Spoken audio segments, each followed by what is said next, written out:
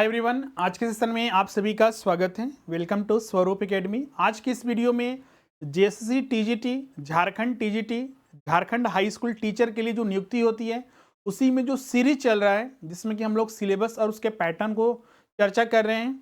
आज हम लोग कॉमर्स का जो सिलेबस है, इसके पैटर्न है और इसकी तैयारी कैसे करनी है जिससे कि आप एग्जामिनेशन में मार्क्स जो है अच्छे ला सके, जिससे कि आपका सिलेक्शन 100% श्योर हो। तो आज की इस वीडियो में उसी पर हम लोग चर्चा करेंगे। सबसे पहले तो एक चीज़ स्टूडेंट को हम लोग यहाँ पर जो कन्फ्यूजन रहता है उसको दूर करना चाहेंगे। जैसे कि आपको पता होगा कि पहले के जो एजुकेशन पॉलिसी थी या फिर एजुकेशन जो सिस्टम था इंडिया में, 9th और 10th में कॉमर्स नहीं पढ़ा जाता था। अभी जो नई एजुकेशन पॉलिसी आई है या फिर पहले के में भी देखिएगा तो कुछ कुछ से जो बोर्ड हुआ करते थे वहाँ पर बीएसटी और कॉमर्स के कुछ इंट्रोडक्शन पार्ट वगैरह दिए जाते थे, जैसे इकोनॉमिक्स का होता था। एनसीईआरटी का देखिएगा तो पहले नहीं होता था, तो बहुत सारे छात्रों में ये कन्फ्यूजन होता था और टीचर ही छात्रों को कन्फ्यूज़ करते थे कि 9th-10th में तो होता ही नहीं है कॉमर्स, बीएसटी नहीं होता है, तो आप किस सब्जेक्ट को पढ़ाइएगा आपका सिलेक्शन नहीं होगा, या कॉमर्स का सिलेक्शन होता ही नहीं है, जो बिल्कुल गलत है। और खासकर ये बीएड वाले जो कॉलेज होते हैं वहाँ पर और भी छात्रों में मन में ये कूट कूट के भर दिया जाता है कि कॉमर्स का सिलेक्शन होता ही नहीं, जो कि बिल्कुल गलत है। यहाँ तक कि बताते झारखंड में पहले भी और 2016 में भी टीजीटी कॉमर्स का वैकेंसी आया था और बहुत सारे क्षेत्रों का हर एक जिले में नियुक्ति किया गया था। अभी भी देखिएगा जो इस साल नियुक्ति हुई है, जो बाकी बचे हुए सीट थी 2016 से संबंधित, उस पर भी देखिए कॉमर्स के छात्रों का रिजल्ट हुआ है, उनको नियुक्ति पत्र मिला है। साथ ही उसका कटअप भी कुछ दिनों में जारी होगा। तो अपने मन से ये पूरा का पूरा ये भ्रम निकाल दीजिए, या फिर जो आपको बोल रहा है कि नहीं कॉमर्स का होता ही नहीं है, ये बिल्कुल 100% बिल्कुल गलत है। कॉमर्स का बिल्कुल वैकेंसी आता है। कॉमर्स के लिए नियुक्ति झारखंड में 9th और 10th के लिए होती है। कॉमर्स क्या दूसरे स्टेट में भी होता है। अब तो नई एजुकेशन पॉलिसी के तहत तो अब 6 to 8 में भी, जो पहले बिल्कुल भी नहीं था, पहले हुआ था झारखंड में कॉमर्स वाले छात्रों को भगा दिया जाता था, मतलब कि उनकी नियुक्ति नहीं होती थी, जेटेड एग्जाम उनको दिया जाता था। लेकिन अब तो न्यू एजुकेशन पॉलिसी के तहत अब 6 to 8 में भी कॉमर्स वाले के लिए अलग से व्यवस्था की गई है। जैसे अभी देखिएगा तो झारखंड में 26,000 वैकेंसी जारी की गई है, 26,000। तो उसमें देखिएगा 6 to 8 के लिए भी नियुक्ति हो रही है। और इसमें भी देखिएगा तो एसएसटी और कॉमर्स के अंतर्गत एसएसटी एंड कॉमर्स के शिक्षक बनाए जाएंगे। इसमें 7 विषय हैं, 7 विषय में आप 3 विषय रखना होता है, जिसमें कि 7 विषयों में स्थान दिया गया है अकाउंटेंसी को भी, अकाउंटिंग को, बीएसटी को और इकोनॉमिक्स को। तो जो कॉमर्स के छात्र होंगे इसी विषय को लेंगे। जब 6 to 8 में भी ये व्यवस्था की गई है तो 9th और 10th में क्यों नहीं रहेगा। और 9th और 10th में तो 2016 में भी नियुक्ति हुई थी, उसमें भी था। तो अपने मन से ये बिल्कुल 100% निकाल दीजिए, क्योंकि अधिकतर छात्रों को देखते हैं, खासकर जो नए बीएड किए रहते हैं और जिनका कॉमर्स रहा है, और बीएड कॉलेज वाले तो उनके मन में कूट कूट के भर देते हैं कि नहीं 9th और 10th में तो कॉमर्स होता नहीं है, तो इसलिए आप तैयारी मत कीजिए, तो आपका व्यर्थ हो गया बीएड, आप 9th-10th में जॉब नहीं ले सकते हैं, तो आगे पीजी कीजिए तब पीजीटी में भरिएगा। तो बिल्कुल गलत बात है। पीजीटी भर रहे हैं तो बिल्कुल सही बात है, अगर आप पीजी कर रहे हैं वो आपका एक एक्स्ट्रा क्वालिफिकेशन होगा, आप पीजीटी में भी एलिजिबल हो जाएंगे, वो अपने जगह पर करना ही है। लेकिन ये बोलना कि नहीं टीजीटी में मेरा नहीं होगा या 9th-10th में वैकेंसी आती ही नहीं है झारखंड में, ये बिल्कुल 100% गलत है। बिल्कुल अच्छे खासे वैकेंसी आती है जैसे अन्य विषयों की आती है। तो चलिए अब हम लोग आपका मेन पॉइंट पर आते हैं। जितने भी छात्र हमारे इस चैनल पर नए हैं, जिन्होंने चैनल को सब्सक्राइब नहीं किया है, सब्सक्राइब कर लिया, बेल आइकन को प्रेस कर दे, जिससे कि आने वाले न्यू वीडियोस की नोटिफिकेशन आपको मिलती रहेगी। इसमें आपको लाइव क्लासेस और जितने भी सारे अपडेट है वो आपको मिलती है। साथ ही इस वीडियो को लाइक और शेयर जरूर कीजिएगा। सिलेबस और पैटर्न में जाने से पहले एक इम्पोर्टेंट अनाउंसमेंट, जो कि आपका यहाँ जो ऑफर चल रहा है टीजीटी के लिए, जहाँ पर आपको ऑफलाइन क्लासेस जैसा संपूर्ण लाइव क्लासेस आपको दी जाएगी और घर बैठे आप इसमें संपूर्ण तैयारी कर सकते हैं और आप अच्छे मार्क्स प्राप्त कर सकते हैं। इसमें आपको लाइव क्लास हो गया, रिकॉर्डिंग क्लास हो गया, नोट्स हो गए, टेस्ट हो गए। पीजीटी में जो हमारा कोर्स चल रहा था, आपने बहुत सारे छात्र ज्वाइन भी किए होंगे, तो आपको पता होगा कि फुल मॉक टेस्ट हमने अलग से रखा था। तो इस बार क्या किया गया है कि फुल मॉक टेस्ट, मतलब कि जो छात्र ज्वाइन करेंगे, चैप्टर वाइज टेस्ट के अलावा फुल मॉक टेस्ट भी आपको इसी में शामिल किया जाएगा। आपको अलग से उसे खरीदने की जरूरत नहीं पड़ेगी और इसमें सारे आपको नोट्स भी आपको दिए जाएंगे, जिससे कि आप संपूर्ण तैयारी घर बैठे कर सकते हैं। आपको पता होगा टीजीटी में कुछ सब्जेक्ट कॉम्बिनेशन होता है। सब्जेक्ट कॉम्बिनेशन के लिए पेपर 2 सिर्फ ज्वाइन करते हैं तो 5,000 और पेपर 1 और 2 ज्वाइन करते हैं तो 7,500।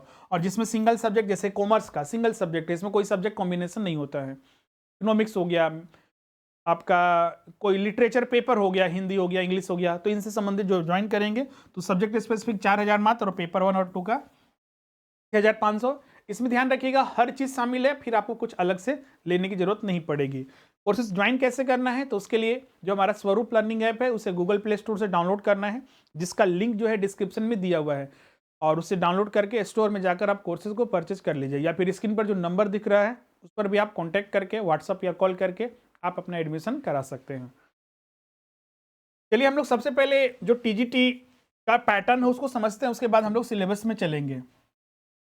अगर हम टीजीटी जेएसएससी टीजीटी की बात करें तो इसमें 1 डे एग्जाम होता है, एक ही दिन में ये एग्जाम होता है, जिसमें कि टोटल 2 पेपर आपका रहेंगे, पेपर 1 और पेपर 2। पेपर 1 के रिगार्डिंग डिटेल में तो अलग से हमने वीडियो बनाया है, जो छात्र उसको नहीं देखे उसको जरूर देखिएगा। इसमें भी हम लोग शॉर्ट में चर्चा कर लेते हैं।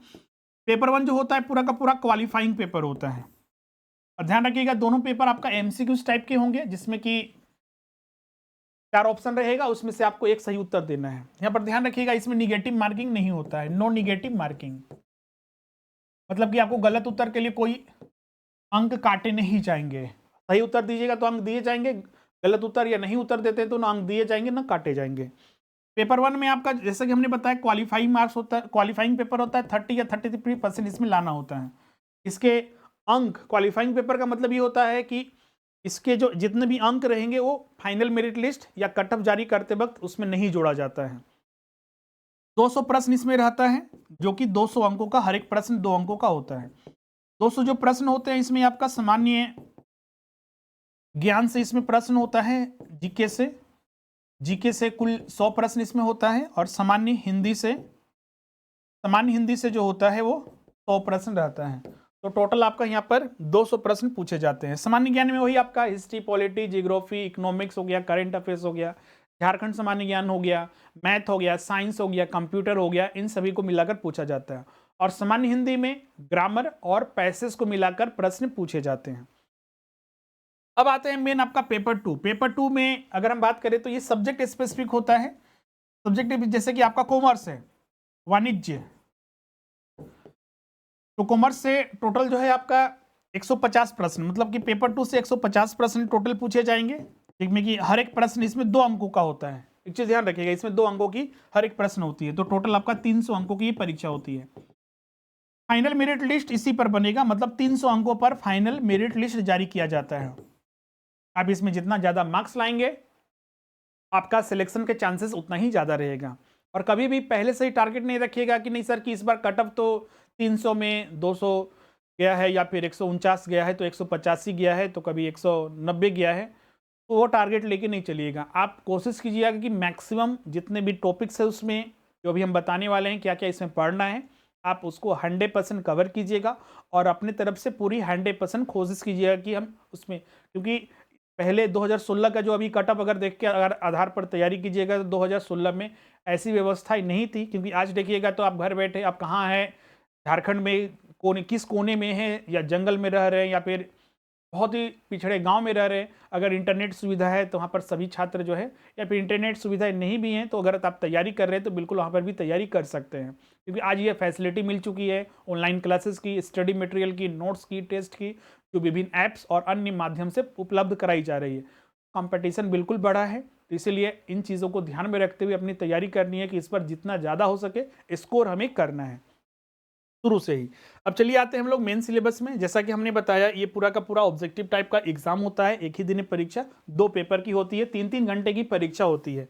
इसमें निगेटिव मार्किंग नहीं होता है।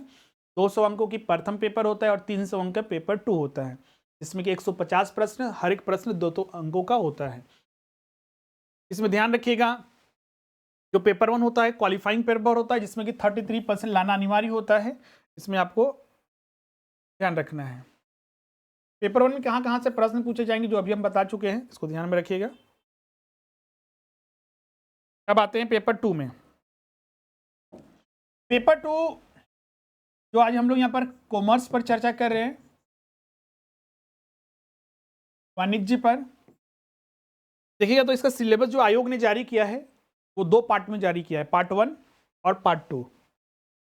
पार्ट 1 में कुछ कॉम्बिनेशन है, जैसे बीएसटी, मतलब कि ओवरऑल देखिएगा पार्ट 1 और पार्ट 2 मिलाकर तो कुछ इसमें बीएसटी के भाग हैं, कुछ इकोनॉमिक्स के भाग हैं और कुछ अकाउंटेंसी के भाग हैं। मतलब कि 3 सब्जेक्ट इसमें मेन रूप से हैं, जो हम लोग इंटर से पढ़ना स्टार्ट कर देते हैं, ग्रेजुएशन पीजी वगैरह। एक हो गया आपका बीएसटी, इकोनॉमिक्स और एक आपका अकाउंटिंग। और ये सब जितना भी है वो बेसिक्स टॉपिक्स है, भले ही बेसिक्स टॉपिक है लेकिन उसमें आपको इन डेप्थ हर चीज़ पढ़ना जरूरी होता है। एग्जाम में कहाँ से प्रश्न पूछे जाएंगे ये कोई पता नहीं रहता है। हाँ, सिलेबस सही पूछे जाएगा, लेकिन आप उसमें जब तक इन डेप्थ तैयारी नहीं कीजिएगा तो पॉसिबिलिटीज बहुत कम होती है कि आपका सिलेक्शन हो सके। इसीलिए आपको जो भी टॉपिक बताया जाएगा अब सभी आपको तैयारी करना है।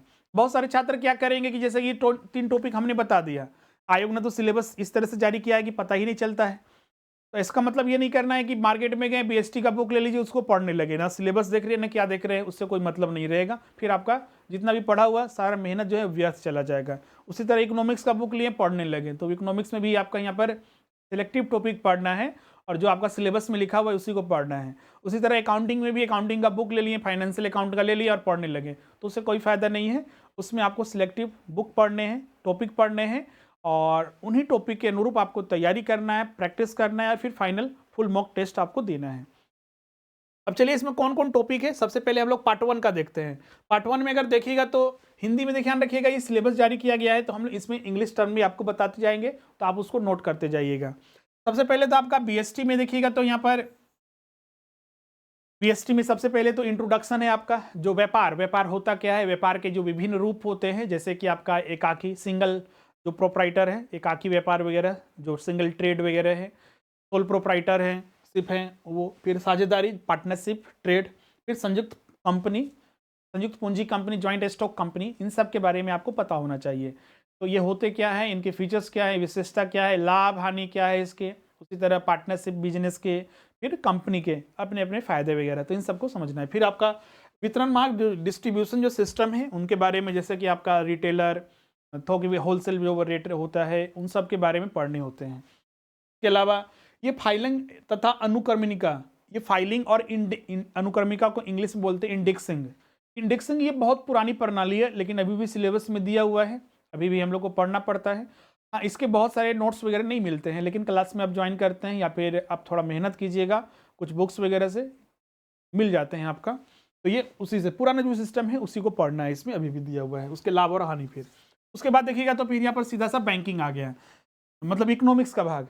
इकोनॉमिक्स का ही भाग है आपका। इकोनॉमिक्स में आपका बैंकिंग होता क्या है, बैंकिंग के प्रकार, वाणिज्यिक बैंक हो गया, जो कॉमर्शियल बैंक जिसको कहते हैं, आरबीआई हो गया, आरबीआई की जो मॉनेटरी पॉलिसीज हो गए। इसके अलावा जो आपका डेवलपमेंट बैंक जिसमें कि आपका नाबार्ड वगैरह, एग्जिम बैंक वगैरह, एनएचबी वगैरह या फिर आईएफसीआई वगैरह, इन सब के बारे में। फिर आपका कॉरपोरेटिव बैंक हो गए, फिर आपका आरआरबीज हो गए, उन सब के बारे में हम लोग पढ़ते हैं। इसके बाद आपका यहाँ पर हो जाता है नेगोशिएबल इंस्ट्रूमेंट, जो एनआई एक्ट 1881 के तहत हम लोग पढ़ते हैं। मतलब ये एक्ट है, ये एक्ट यहाँ पर स्पेसिफिक मेंशन नहीं किया गया, लेकिन एक्ट का ही जो इंस्ट्रूमेंट है सभी को पढ़ना है आपका। जैसे कि आपका जो बिल ऑफ एक्सचेंज है, चेक है, प्रोमिसरी नोट है, हुंडीज हैं, तो उसको रेखांकन या पृष्ठांकन, जो मतलब इंडोर्समेंट वगैरह जो करते हैं, आपका क्रॉसिंग करते हैं, उन सब के बारे में इसको हम लोग पढ़ना है। मतलब कि नेगोशिएबल इंस्ट्रूमेंट एक्ट 1881 के जो बेसिक्स चीज़ें हैं, जो विभिन्न सेक्शंस हैं, जैसे कि bill of exchange, promissory note और आपका चेक, क्योंकि जो नेगोशिएबल इंस्ट्रूमेंट एक्ट होता है ये 3 ही इंस्ट्रूमेंट को जिक्र करता है, लेकिन भारत सरकार ने एक गाइडलाइन जारी किया है जिसके तहत ये हुंडी पर भी अप्लाई होता है, जो कि एक टाइप का बिल ऑफ एक्सचेंज ही है। हुंडी के बारे में भी हम लोग इसमें पढ़ते हैं। फिर आपका बीएसटी के अंतर्गत ही देखिए सिलेबस थोड़ा इस तरह से बनाया गया है कि जब तक उसको आप निर्धारित नहीं कीजिएगा तो पढ़ने में थोड़ा दिक्कत होता है, इसीलिए इस चीज़ को हम यहाँ पर नोट करते जा रहे हैं। तो व्यावसायिक वित्त के स्रोत जो बीएसटी का भाग है, जो फाइनेंशियल जो सोर्सेज है, सोर्स ऑफ फाइनेंस है, जैसे कि आपका शेयर्स हो गया, लॉन्ग टर्म हो गया, मीडियम टर्म हो गया, फिर आपका शॉर्ट टर्म हो गया, उन सभी के बारे में हम लोग इसमें पढ़ते हैं। उसके बाद ट्रेड हो गया, ट्रेड में आपका जो इंटरनल ट्रेड हो गया, फिर आपका एक्सटर्नल ट्रेड हो गया, मतलब आंतरिक व्यापार या फिर आपका विदेशी व्यापार, इसको हम लोग इस तरह से घरेलू व्यापार या फिर अंतर्राष्ट्रीय व्यापार, इन सब के बारे में हम लोग यहाँ पर पढ़ते हैं। फिर बीएसटी के अंतर्गत ही आपका फिर आपका एक अलग टॉपिक है जो एडवांस में बोल सकते हैं, या एडवांस नहीं, बेसिक्स चीज़ें भी पढ़नी है, जैसे कि मैनेजमेंट के बारे में, प्रबंध के बारे में, ऑर्गेनाइजेशन के बारे में, और प्रशासन मतलब कि आपका ऑर्गेनाइजेशन के बारे में, तो एडमिनिस्ट्रेशन के बारे में। तो मैनेजमेंट, ऑर्गेनाइजेशन और एडमिनिस्ट्रेशन, इसके प्रबंध के जो सिद्धांत हैं, और कार्य और वैज्ञानिक प्रबंध जो साइंटिफिक मैनेजमेंट है, उन सभी के बारे में हम लोग इसमें पढ़ते हैं। उसके बाद फिर इसमें 8वां जो टॉपिक हम लोग इसमें पढ़ते हैं वो है श्रमिकों को पारिश्रमिक भुगतान की पद्धति एवं आदर्श मजदूरी एवं अनार्थिक क्रियाएं। सिलेबस थोड़ा इसमें अटपटा सा बना दिया गया है कि यहाँ पर पढ़ रहे हैं श्रमिकों के भुगतान प्रणाली और सीधे फिर इकोनॉमिक्स में चले गए, अनार्थिक क्रिया, आर्थिक और अनार्थिक क्रिया। तो सिलेबस थोड़ा अटपटा सा बना दिया गया है, लेकिन इस चीज़ को समझना है। फिर उसके बाद जो है इकोनॉमिक्स में, जैसा कि हमने बताया, तो इकोनॉमिक्स के फिर बेसिक चीज़ें पढ़नी है, जैसे कि आपका इकोनॉमिक्स होता क्या है, इकोनॉमिक्स के विषय वगैरह, जैसे कि माइक्रो हो गया, मैक्रो हो गया, उसमें क्या पढ़ते हैं, आर्थिक क्रियाएं, अनार्थिक क्रियाएं, उन सभी के बारे में इसमें हम लोग को पढ़ना है। फिर उसके बाद उत्पादन एवं उत्पत्ति के नियम, जो प्रोडक्शन है और प्रोडक्टिविटी के जो रूल हैं, उन सभी को हम लोग पढ़ते हैं, जो कि आपका बेसिक चीज़ें इसमें शामिल हैं। बेसिक से चीज़ें के अलावा इसमें एडवांस में हम लोग पढ़ते हैं। तो ये पार्ट 1 का भाग है, जिसमें कि 10 टॉपिक्स, या तो बीएसटी का भाग है इसमें, या फिर कुछ इकोनॉमिक्स का भाग है जो हम लोग इसमें पढ़ रहे हैं। कुछ इसमें देखिएगा, तो जब हम लोग इंडस्ट्री रिलेशन या एचआरएम वगैरह एडवांस जब पढ़ते हैं, तो वहाँ पर भी पढ़ते हैं, तो उन टॉपिक को, जैसे कि आपका श्रमिकों के पारिश्रमिक भुगतान की पद्धति, उत्पादन और उत्पत्ति के नियम, एडवांस लेवल पर आ जाता है फिर भी, लेकिन सिलेबस में दिया हुआ है तो हम लोग को पढ़ना जरूरी है। उसके बाद द्वितीय खंड में आते हैं, तो द्वितीय खंड अगर देखिएगा तो ये अकाउंटिंग के भाग और इकोनॉमिक्स के भाग को, इंडियन इकोनॉमी के भाग को मिलाकर बनाया गया है। अकाउंटिंग में क्या चीज है, तो अकाउंटिंग में सबसे पहले बेसिक से लेकर कुछ स्पेशलाइज अकाउंटिंग से लेकर आपका कंपनी अकाउंट्स तक हम लोग को पढ़ना है। जैसे कि बेसिक में क्या पढ़ना है, तो वही आपका जो इंट्रोडक्शन है, अकाउंटिंग होता क्या है, अकाउंटेंसी क्या होता है, उसके बेसिक्स वगैरह, ये जरूरी क्यों है, उसके बेनिफिट, लाभ, इसके उपयोगकर्ता जो यूजर्स हैं उन सब के बारे में। फिर डबल एंट्री सिस्टम वगैरह हो गया, फिर आपका जितने भी आपका अकाउंटिंग प्रिंसिपल्स हो गए, अकाउंटिंग कॉन्सेप्ट हो गए, अकाउंटिंग कन्वेंशंस हो गए, अकाउंटिंग स्टैंडर्ड्स हो गए, उन सभी के बारे में इसमें हम लोग पढ़ते हैं।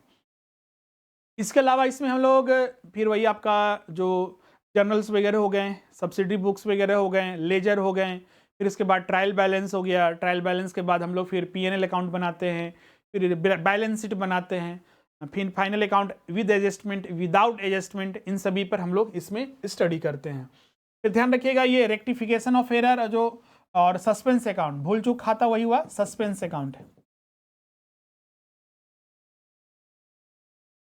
रेक्टिफिकेशन ऑफ एरर, एरर होता क्या है, फिर उसका हम लोग एरर पता करने के बाद उसका हम लोग रेक्टिफाई करते हैं, उन सब के बारे में। अगर ट्रायल बैलेंस मैच नहीं कर रहा है तो हम लोग फिर वहाँ पर एक सस्पेंस अकाउंट बनाकर फिर उसको रेक्टिफाई करते हैं, तो उन सब के बारे में। फिर वही आपका फाइनल अकाउंट्स विद एडजस्टमेंट और विदाउट एडजस्टमेंट, फिर बीआरएस पढ़ना है, बैंक रिकन्सिलिएशन स्टेटमेंट, जो कैशबुक और पासबुक हम लोग जो मैचिंग नहीं करता है, तो उसका मैच डिफरेंसेस क्या है पता करते हैं, और डिफरेंसेस को फाइंड आउट करने के बाद उसको रिकंसाइल करते हैं, मैच करवाते हैं। फिर आपका माल का चलान खाता और संयुक्त साहस का खाता, जो ज्वाइंट वेंचर अकाउंट है और कंसाइनमेंट अकाउंट है, इन सब के पढ़ना है। बहुत सारे स्टूडेंट इसको समझ ही नहीं पाते हैं, हिंदी में लिखा हुआ है, तो इसको नोट कर लीजिए, ज्वाइंट वेंचर अकाउंट और कंसाइनमेंट अकाउंट, ये 2 टॉपिक पढ़ने हैं। फिर उसके बाद जो है partnership accounting, partnership accounting basic से लेकर एडवांस तक सभी को पढ़ने हैं। मतलब कि पार्टनरशिप बिजनेस होता क्या है, पार्टनरशिप अकाउंटिंग क्या होता है, वहाँ से लेकर पार्टनरशिप फर्म के डिसोल्यूशन तक, कि पार्टनरशिप फर्म का विघटन कैसे होता है, उन सबको लास्ट में फिर जब सारे पार्टनर इंसॉल्वेंट हो गए, इंसॉल्वेंसी अकाउंट जो डिफिशियंसी अकाउंट जो बनाते हैं, उन सबको यहाँ पर शामिल किया गया है। फिर आपका औसत भुगतान विधि, जो एवरेज पेमेंट सिस्टम है, इंग्लिश में लिख लीजिएगा एवरेज पेमेंट सिस्टम, और फिर चालू current account, current accounting statement, या फिर कहीं कहीं करंट अकाउंट के नाम से भी इसको लिखा जाता है, करंट अकाउंट। फिर इसके बाद कंपनी अकाउंट्स आ गया, कंपनी अकाउंट्स में भी देखिएगा तो इसमें एडवांस लेवल तो ज़्यादा नहीं है। कॉर्पोरेट अकाउंटिंग में आपको सिर्फ कंपनी का जो शेयर्स वगैरह, कंपनी के बारे में पता होना चाहिए, फिर शेयर्स इशू कैसे किया जाता है, शेयर्स होता क्या है, एट पार पर, एट प्रीमियम पर, डिस्काउंट तो ख़त्म हो चुका है। हाँ, उसमें फिर आपका जो अकाउंटिंग करते हैं हम लोग, अकाउंटिंग का जो प्रोसेस है, सब स्टेटमेंट को, फिर आपका सब्सक्रिप्शन जो पढ़ते हैं उसमें, फिर आपका calls in arrear, calls in advance, फिर आपका फॉरफीचर ऑफ शेयर्स हो गया, रीइशू ऑफ फॉरफिटेड शेयर्स हो गया, उन सभी को यहाँ तक पढ़ना है, क्योंकि यहाँ पर देखिएगा उसके बाद नहीं पढ़ना है। फिर इसमें बोलिएगा सर कि होल्डिंग सब्सिडी कंपनी वगैरह हो गया, अमलगमेशन वगैरह, तो ये सब सिलेबस में तो लिखा हुआ नहीं है, तो उसको आप स्किप कर सकते हैं। ये तो अकाउंटिंग का भाग हो गया जो कि हम लोग यहाँ तक पढ़ना है 8वां तक। इसमें 9th और 10th जो है आपका इंडियन इकोनॉमी का भाग है। इंडियन इकोनॉमी के अंतर्गत इसमें देखिएगा तो आपका सबसे पहले तो इसमें निर्धनता क्या होती है, पॉवर्टी क्या होता है, इंग्लिश में लिख लीजिएगा। फिर उसके बाद बेरोजगारी जो अनएम्प्लॉयमेंट है, जो इंडिया की सबसे बड़ी अभी समस्या है, इसका कारण अर्थ क्या है, मीनिंग क्या है, तो कारण क्या है बेरोजगारी और गरीबी का, इसका प्रकार और फिर इसके समाधान।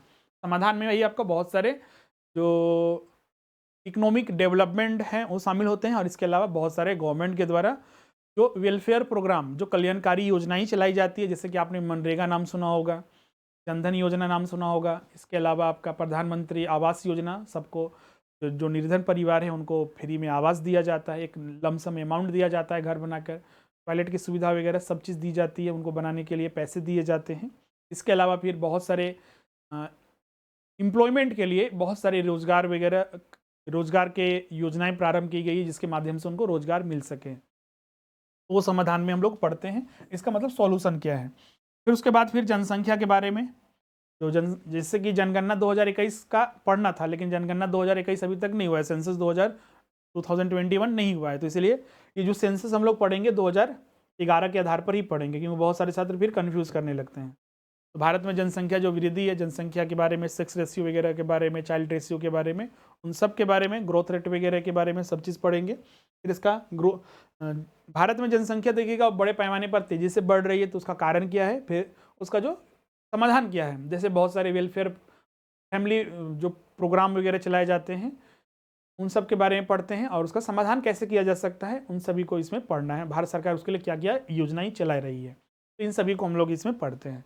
तो ये आपका पूरा सिलेबस हो गया, पार्ट 1 और पार्ट 2 मिलाकर जो अकाउंटिंग में पढ़ना है, और अकाउंटेंस कॉमर्स में हम लोग को पढ़ना है। प्रथम खंड में इकोनॉमिक्स और बीएसटी के टॉपिक्स मिलाकर, और द्वितीय खंड में अकाउंटिंग और इंडियन इकोनॉमी के टॉपिक को मिलाकर। इसमें अकाउंटिंग का ज़्यादा पोर्शन है और इंडियन इकोनॉमी का तो मात्र टॉपिक है, सेंसस और पॉवर्टी और अनएम्प्लॉयमेंट। ये पूरा फाइनली सिलेबस हो गया। अब इसके लिए बहुत सारे छात्र पूछते हैं सर इसका डायरेक्ट बुक बताइए कि जिससे हम डायरेक्ट यहाँ पर पढ़ सके, तो ऐसा कोई बुक नहीं आएगा। आप खुद समझ सकते हैं कि ये सिलेबस इस तरह से बनाया गया है कि आप कोई 2 बुक या 3 बुक उठाकर आप कभी भी नहीं पढ़ सकते हैं। अगर एक बुक इकोनॉमिक्स का लेते हैं तो पता चलता है कि ये टॉपिक नहीं है, इसमें उत्पादन और उत्पत्ति के नियम, श्रमिकों के भुगतान संबंधित जो विधियां हैं वो सब तो बहुत सारे नहीं मिलेंगे। फाइनेंशियल अकाउंटिंग का बुक उठाइएगा तो फिर ये आपका यहाँ तक कंप्लीट हो जाएगा, बीआरएस तक कंप्लीट हो जाएगा। फिर स्पेशलाइज्ड अकाउंटिंग के लिए फिर joint venture, consignment account, average payment system, current account, इन सब के लिए फिर अलग से, फिर पार्टनरशिप फर्म के लिए अलग से, और फिर कंपनी अकाउंट्स का जो एनसीईआरटी क्लास 11 का आता है उसको भी पढ़ सकते हैं। मतलब कि अगर आप क्लास 11th और 12th का अधिकतर पढ़िएगा और ग्रेजुएशन के कुछ विषयों को मिलाकर, बुक्स को मिलाकर, तो अकाउंटिंग का भाग पूरा हो जाएगा। उसी तरह आपका 11th 12th और ग्रेजुएशन को मिलाकर, चूंकि ग्रेजुएट लेवल का ही होता है, इकोनॉमिक्स और बीएसटी के भाग को भी पूरा हो जाएगा। लेकिन उसमें भी बहुत सारे बुक्स आते हैं, तो सभी को एडजस्टमेंट करना, फिर सभी बुक्स को लेना, फिर उसके अनुसार नोट्स को बनाना, मतलब एक लंबा प्रोसेस चला जाता है और बहुत सारे चीज़ों को वहाँ पर करना, सेल्फ करना पड़ता है।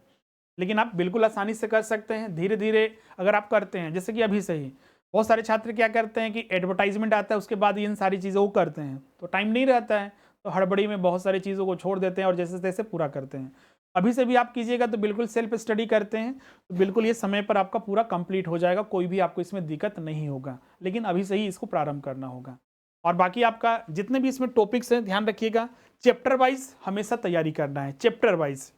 और चैप्टर जैसे ही कंप्लीट होगा, जैसे कि आप पहला टॉपिक पढ़ते हैं कि जो बही खाता क्या होता है, कंप्लीट होने के बाद पूरा आप उसका प्रश्न को सॉल्व कीजिए हर एक चैप्टर का। फिर सारे चैप्टर को पूरा पढ़ने के बाद, प्रैक्टिस करने के बाद, हर एक चैप्टर का फिर फुल मॉक टेस्ट दीजिए, पूरा 150 प्रश्नों का। ये चीज़ें आप शुरू से ही करते चलना है जिससे कि आपको दिक्कत ना हो। वही चीज़ हमारे क्लासेस में अभी आपको उपलब्ध कराया जाता है।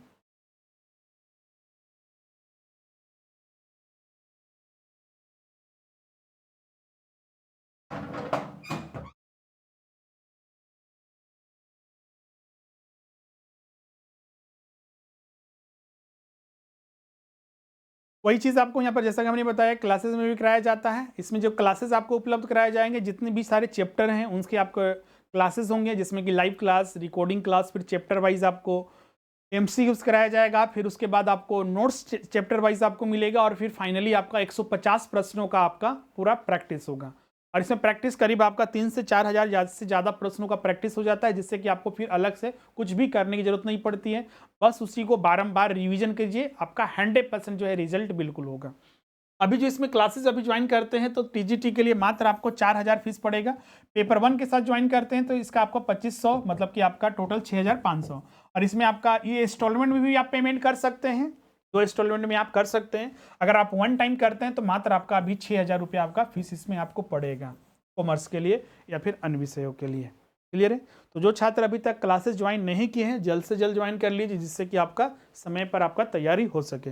इसके अलावा आपका यहाँ पर जेटेट, न्यू जेटेट के लिए, सहायक आचार्य के लिए, झारखंड पीजीटी के लिए, तो आप उसके लिए भी क्लासेस ज्वाइन कर सकते हैं। आपको हर एक चीज़ आपको उपलब्ध कराई जाएगी एग्जाम के अकॉर्डिंग।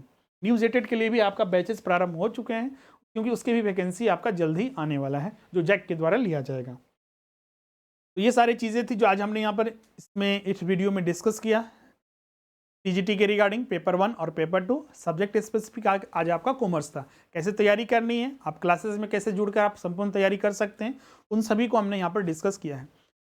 क्लासेस ज्वाइन करने के लिए जो हमारा एप्लीकेशन है उसको डाउनलोड करके स्टोर में जाकर कोर्सेज परचेज कर सकते हैं, या फिर स्क्रीन पर नंबर दिख रहा है उस पर भी आप कॉन्टैक्ट करके आप अपने एडमिशन करा सकते हैं। आज का वीडियो हम लोग यहीं पर एंड करते हैं, मिलते हैं हम नेक्स्ट वीडियो में। Thank you everyone.